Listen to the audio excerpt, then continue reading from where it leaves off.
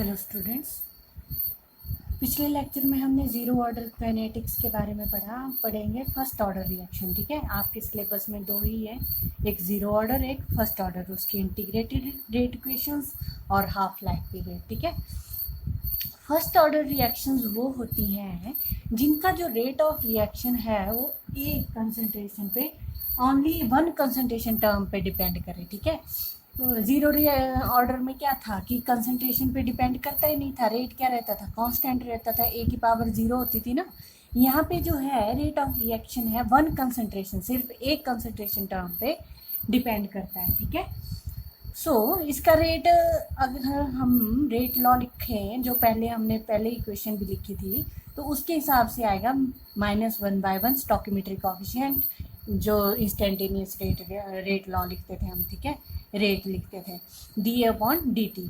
अब इन दो इक्वेशंस को अगर हम कंपेयर करें तो ये आ जाएंगी, आर सेम है तो ये इक्वल टू हो जाएंगी। ठीक है, -1/1 dA/dt is equal to K concentration of A. ठीक है, कंसंट्रेशन ऑफ ए लिखो चाहे कंसंट्रेशन ऑफ ए की पावर 1 लिखो। ठीक है, तो यहाँ से जो है माइनस उधर चला जाएगा और ए की टर्म्स सेम साइड में आ जाएंगी, d/a।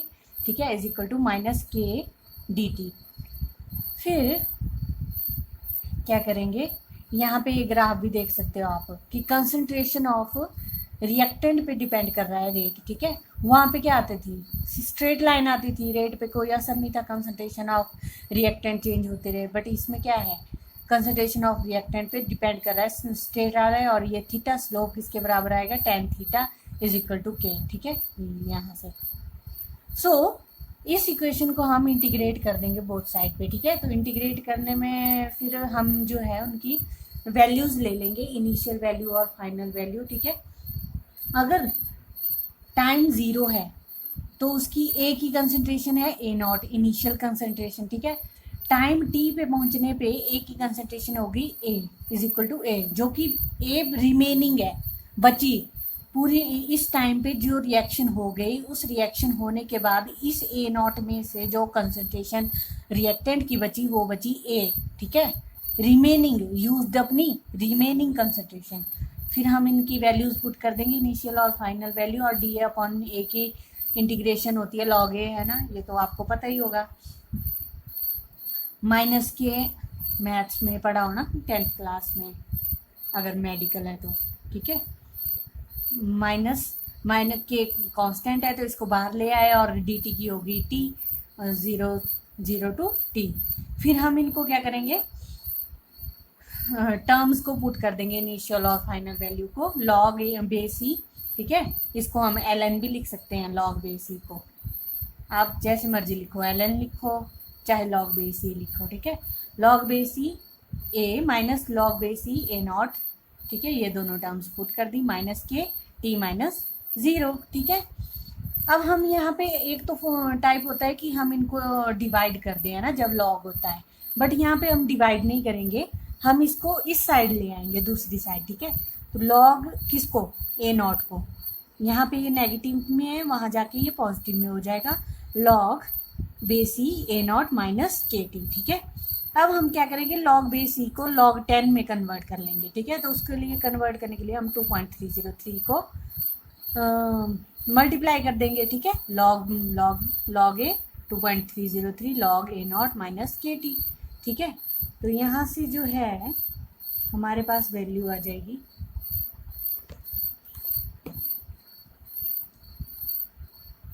ये अगर हम यहाँ पे 2.303 लाएंगे तो वो दोनों टर्म के नीचे चला जाएगा, और इस टर्म के नीचे आएगा तो वो यहाँ वाला 2.303 कैंसिल हो जाएगा और इसके नीचे बच जाएगा। ठीक है, तो ये जो इक्वेशन आई ना हमारे पास, अगर आपसे बोले कि फर्स्ट ऑर्डर रिएक्शन की इंटीग्रेटेड रेट इक्वेशन लिखो या इंटीग्रेटेड रेट लॉ लिखो, तो आप इस इक्वेशन को लिखोगे। ठीक है, बट न्यूमेरिकल्स में या जब हमें क्वेश्चंस आते हैं इसके बेसिस पे, तो हम ये वाली इक्वेशन नहीं यूज़ करते। ठीक है, तो आपने याद रखना है कि जब भी आपको बोला जाए कि इंटीग्रेटेड रेट इक्वेशन लिखने को, तो ये इक्वेशन लिखनी है, बट न्यूमेरिकल्स में इसको यूज़ नहीं करना है। ठीक है, न्यूमेरिकल को यूज़ करने के लिए हम और इक्वेशंस निकालेंगे, ठीक है।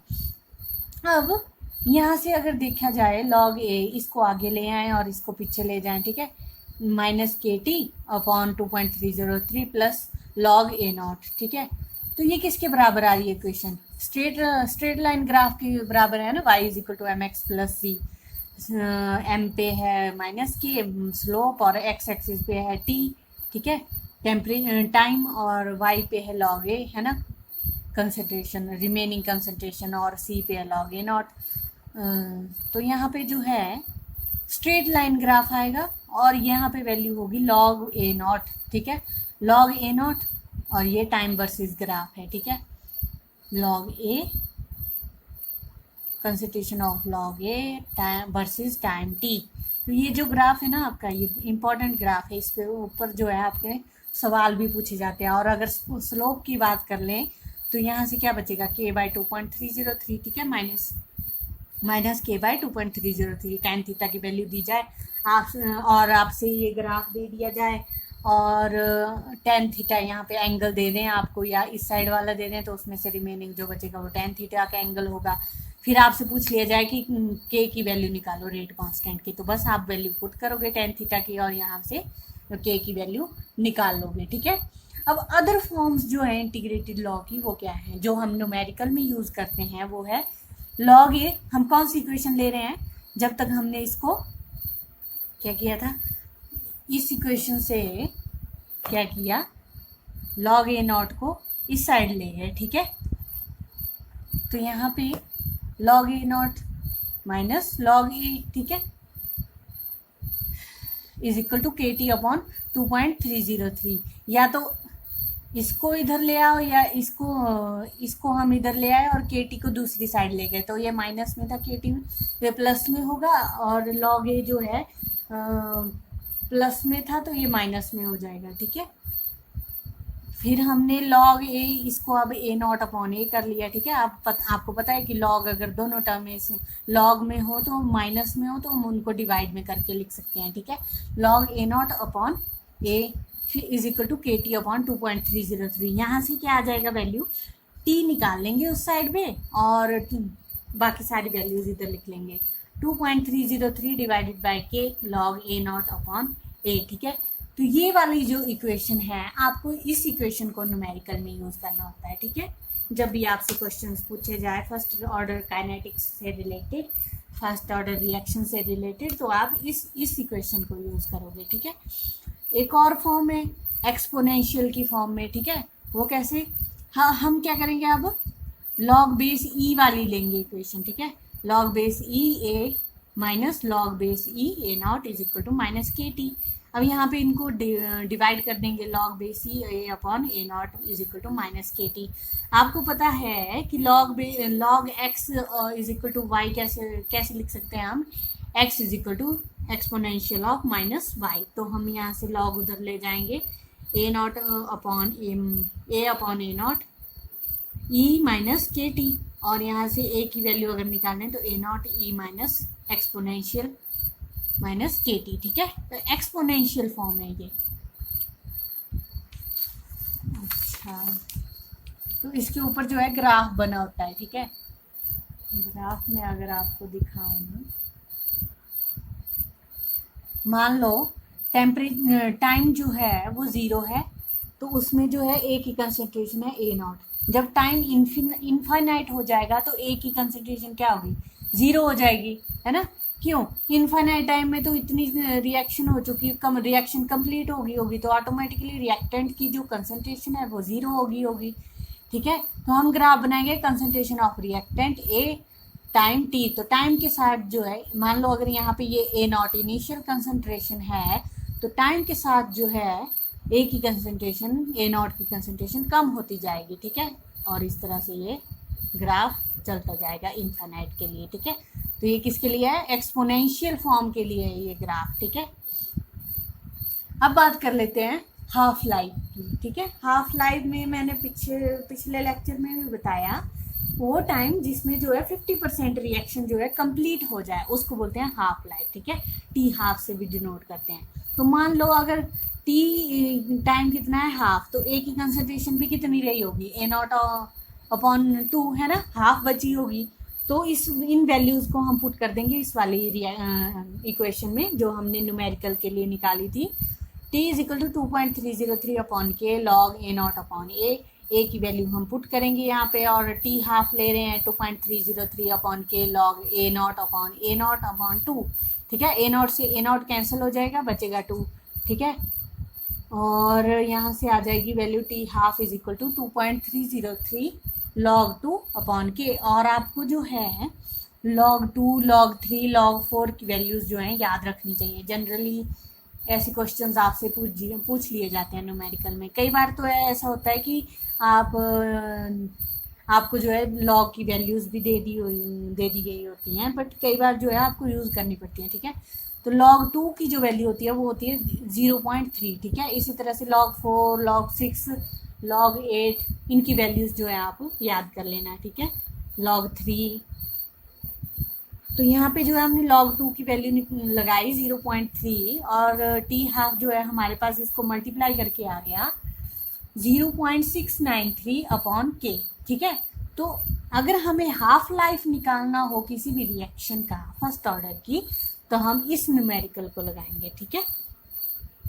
ये अगर हमारे पास टी हाफ दिया हो और रेट कांस्टेंट निकालना हो तो हम इस इक्वेशन को लगा सकते हैं, ठीक है। कई बार क्या होता है कि हम जो है log 2 की जो वैल्यू है ना उसको 2.30 को हटा के log बेस e यूज़ करते हैं, ठीक है। log बेस e क्या है, मतलब 2.303 log 2 है ना, log 10। तो यहाँ पे जो हम क्या इस इक्वेशन में क्या लिख सकते हैं, हम log बेस e की 2 अपॉन के, ठीक है। तो ये जो इक्वेशन है ना, ये आप करते हो रेडियो एक्टिव एलिमेंट्स में यूज़ करते हो, फिजिक्स में ही होती है यूज़ इक्वेशन ज़्यादातर, यहाँ पे केमिस्ट्री में नहीं होती इतनी ज़्यादा ज़रूरत इसकी, ठीक है। तो रेडियो एक्टिव एलिमेंट्स के लिए इस इक्वेशन को यूज़ किया जाता है, ठीक है। फिर बात कर लेते हैं लाइफ टाइम ऑफ रिएक्शन, ठीक है। तो टी क्या होगा, TLF, और ए की कंसंट्रेशन क्या हो जाएगी, 0 हो जाएगी, है ना। अगर लाइफ टाइम रिएक्शन है, 100% रिएक्शन है, तो ए की कंसंट्रेशन ऑटोमेटिकली 0 हो जाएगी, ठीक है। तो टी की वैल्यू क्या आ जाएगी, यहाँ पे जो है हम इस इक्वेशन में वैल्यूज पुट कर लेंगे। TLF is equal to 2.303 upon K log A naught upon 0। तो log 0 की वैल्यू जो आती है ना वो आ जाती है इनफाइनाइट। तो जो इससे हमें ये पता चलता है कि जो फर्स्ट ऑर्डर रिएक्शंस है वो कभी भी 100% कंप्लीट नहीं होते, ठीक है। मैथमेटिकली तो हम लगा देते हैं इक्वेशंस वगैरह कि हाँ ये कंप्लीट हो गया, ऐसा हो गया, बट कभी भी जो है फर्स्ट ऑर्डर की रिएक्शंस जो है 100% कंप्लीट नहीं होते, ठीक है। इस बात को आप हमेशा याद रखना। अब ग्राफ्स की बात कर लेते हैं। 2 ग्राफ तो हमने बना भी लिए, 2 या 2-3 है ना। उसमें से एक मैंने आपको बताया कि ये वाला इम्पोर्टेंट है, log A versus time t, ठीक है, जिसमें जो है स्लोप आपकी -k/2.303 निकलती है। एक और लॉग टेबल ले लेते हैं ग्राफ का, रेट वर्सेस टाइम का, ठीक है। तो टाइम के साथ रेट भी इंक्रीज करता जाएगा, है ना, डिक्रीज करता जाएगा। तो यहाँ पे अगर ए नॉट की कंसंट्रेशन ये है, इक्वेशन कौन सी लगा रहे हैं, एक्सपोनेंशियल वाली इक्वेशन लगा रहे हैं, ठीक है। तो एक्सपोनेंशियल की इक्वेशन लगाए हैं तो के ए नॉट जो है टाइम के साथ एक्सपोनेंशियल फॉर्म वाला ग्राफ आएगा, जो मैंने पहले भी आपको दिखाया है ना। फिर है टी हाफ लाइफ का ग्राफ, है ना।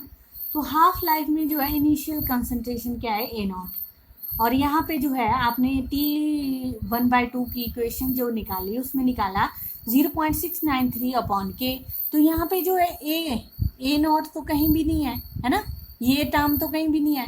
तो मतलब क्या, जो टी हाफ लाइफ टाइम है वो ए नॉट पे डिपेंड नहीं करता, कंसंट्रेशन ऑफ रिएक्टेंट्स पे डिपेंड नहीं करता, ठीक है। मतलब क्या है, वो कांस्टेंट है। तो इसका ग्राफ आएगा स्ट्रेट लाइन। जब हमने 0 ऑर्डर के लिए निकाला था तो वो इस तरह से आया था, क्योंकि वहाँ पे जो है A0/2 था, ठीक है। यहाँ पे क्या है, ए नॉट की वैल्यू है ही नहीं इसमें, इस इक्वेशन में। तो ये क्या है, टी हाफ क्या है, कांस्टेंट है। अब बात करेंगे, ये जो ग्राफ है ना ये भी बहुत इंपॉर्टेंट है आपका इससे रिलेटेड दो ग्राफ मैंने आपको इम्पोर्टेंट बता दिए, एक लॉग ए का विद टाइम और एक ये T half with initial concentration. ठीक है, आपसे कई बार ये भी पूछ लिया जाएगा कि ये time T half versus initial concentration of A not का ग्राफ है, स्ट्रेट लाइन है, बताओ कौन से ऑर्डर की रिएक्शन है। ठीक है, तो आपको याद पता होना चाहिए कि जो फर्स्ट ऑर्डर के लिए है वो कैसी रिएक्शंस आती हैं, कैसा ग्राफ आता है, और जीरो ऑर्डर रिएक्शन के लिए कैसा ग्राफ आता है। ठीक है, अब बात कर लेते हैं कंसंट्रेशन ऑफ प्रोडक्ट्स की। ठीक है, वैसे तो ये ज़्यादा इंपॉर्टेंट है नहीं, बट फिर भी हम देख लेते हैं।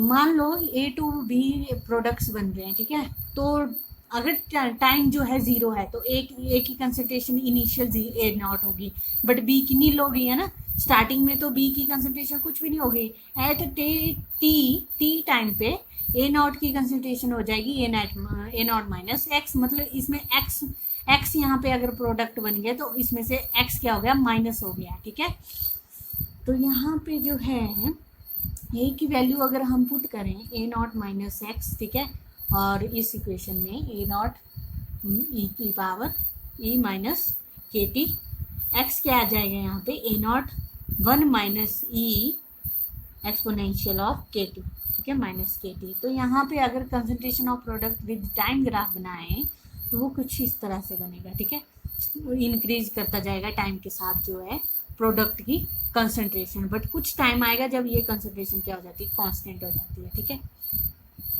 तो ये तो बात कर ली हमने फर्स्ट ऑर्डर काइनेटिक्स की, कौन कौन सी इक्वेशंस यूज होती हैं। ठीक है, हाफ लाइफ कैसे निकालते हैं और इंटीग्रेटेड रेट इक्वेशंस कैसी होती हैं। ठीक है, अब बात कर लेते हैं न्यूमेरिकल की, एक न्यूमेरिकल सॉल्व कर लेते हैं, फिर आपको जो है अच्छे से समझ आ जाएगा। In a first order reaction the concentration of reactant decreases from 800 mole per decimetre cube to 50 mole per decimetre cube in 2 × 10⁴ seconds. Find the rate constant. ठीक है, हमें क्या निकालना है, रेट कांस्टेंट निकालना है।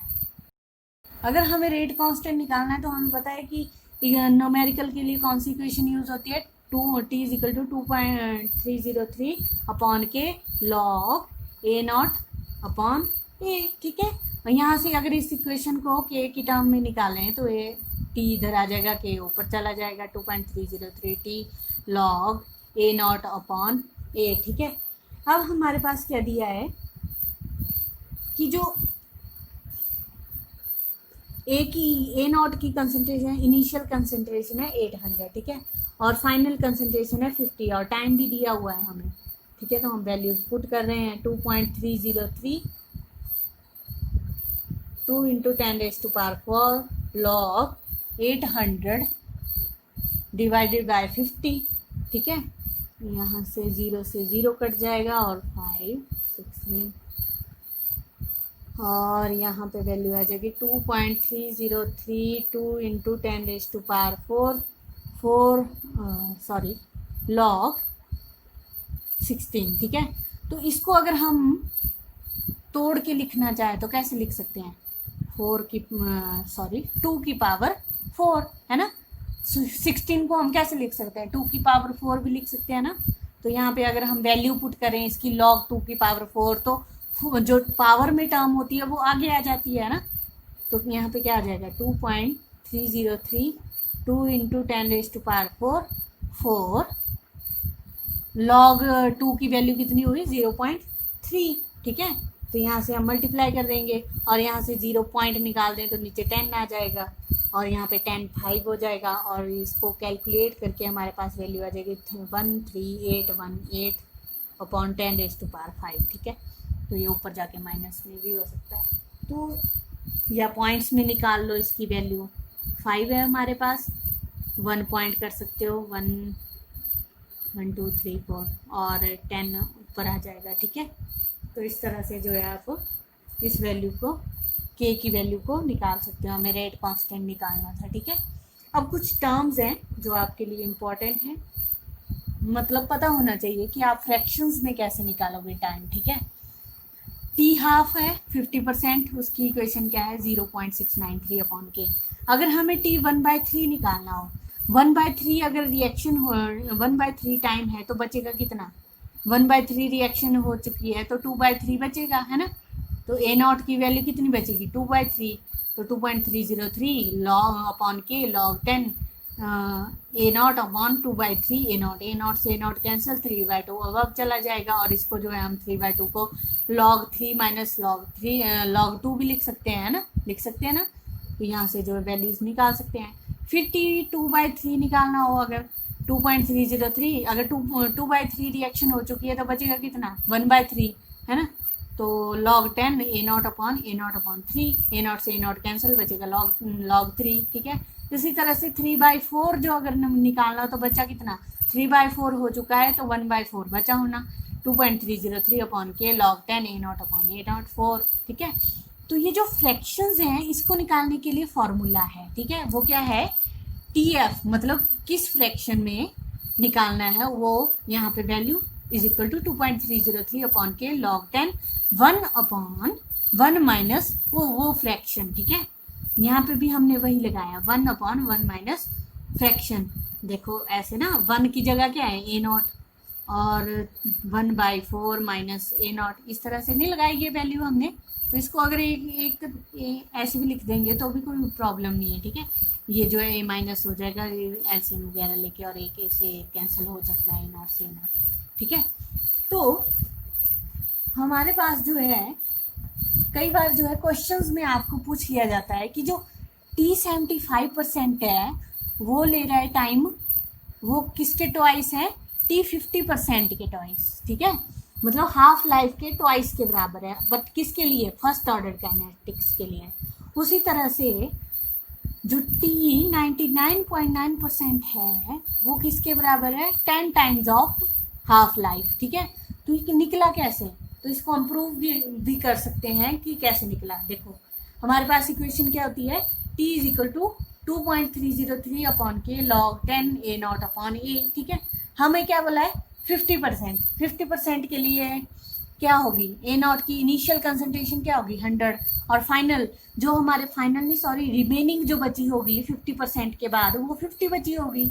तो यहाँ पे हम पुट कर देंगे वैल्यूज, ठीक है, log 10 100/50, ठीक है। उसी तरह से 75% के लिए भी पुट करेंगे।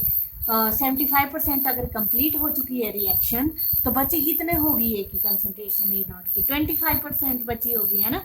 तो T75 और यहाँ से वैल्यू पुट कर दी हमने। फिर हम क्या करेंगे, इन दो इक्वेशंस को डिवाइड करेंगे। अगर ये 1 इक्वेशन है और ये 2, तो हम इन दो इक्वेशंस को क्या करेंगे, डिवाइड कर देंगे। और डिवाइड करने पे जो है हमारे पास क्या वैल्यू आ जाएगी, देखो 100 से 100 कैंसिल हो जाएगा और 25/2, ठीक है। और यहाँ पे वैल्यू आ जाएगी हमारे पास log 2, ठीक है, 2 log 2,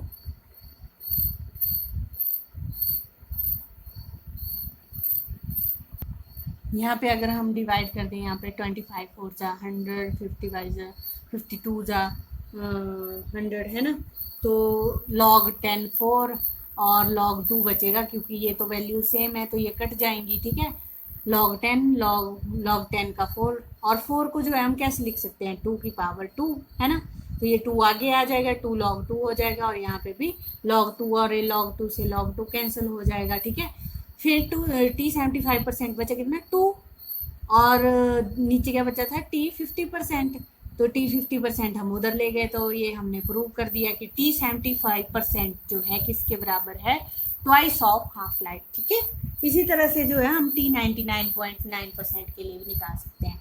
फिर आपके पास चाहे कोई भी फ्रैक्शन दी हो, आपने जो है बस ये फॉर्मूला लगाना है और निकाल देना है, ठीक है। तो जनरली जो है आपके पास निकालने की ज़रूरत नहीं है, यहाँ पे जो है इन्होंने दिया होता है। तो T जो 87.5% है उसके लिए जो है 3T/T 50% है, ठीक है, थ्राइस ऑफ हाफ लाइफ। उसी तरह से अगर T 93.75% है तो उसका जो है 4th ऑफ T 50%, और T 96.87% है अगर, ठीक है, तो इसके लिए जो है 5th of 5 times of 50 half life, ठीक है। तो ये वैल्यूज हैं। 75 की ये है, 99 की ये है, 10 टाइम्स ऑफ हाफ लाइफ। ठीक है, तो बस ये क्वेश्चंस आ जाते हैं आपके पास और आपने जस्ट वैल्यूज पुट करनी होती हैं ये इक्वेशंस में। ठीक है, और याद रखना कि जो न्यूमेरिकल की इक्वेशन है और जो इंटीग्रेटेड रेट लॉ की इक्वेशन है वो सेम नहीं है। ठीक है, अगर आपसे इंटीग्रेटेड रेट लॉ पूछा है तो आपने इक्वेशन कौन सी लिखनी है, ये वाली। ठीक है, log a is equal to log a नॉट माइनस KT अपॉन 2.303। और अगर आपसे न्यूमेरिकल में बोला जाए करने को तो ये इक्वेशन यूज करनी है। ठीक है, उसी को मॉडिफाई करके हम इक्वेशंस लगा सकते हैं। यहाँ से k निकाल लो चाहे t निकाल लो। ठीक है, ओके, थैंक यू।